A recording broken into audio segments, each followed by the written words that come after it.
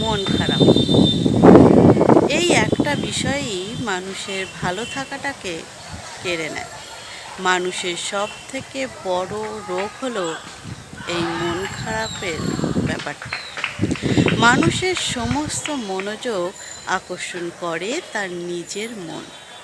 খেয়াল করে দেখবেন, যেদিন আপনার মন ভালো থাকবে সেদিন আপনি সব কিছুতেই স্বাচ্ছন্দ্য বোধ করছেন, ক্ষণে ক্ষণে হাসছেন, ক্ষণে ক্ষণে দৌড়ে সব কাজ সেরে ফেলছেন।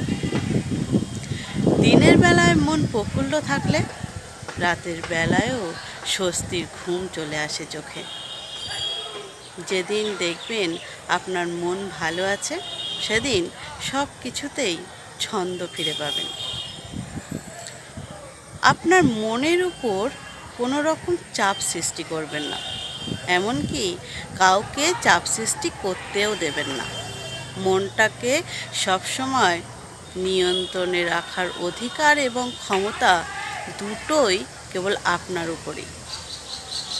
যখনই অন্য কারোর প্রভাব বেড়ে যাবে মনের উপর, তখনই আপনার ভালো থাকাটা 12টা বেজে যাবে।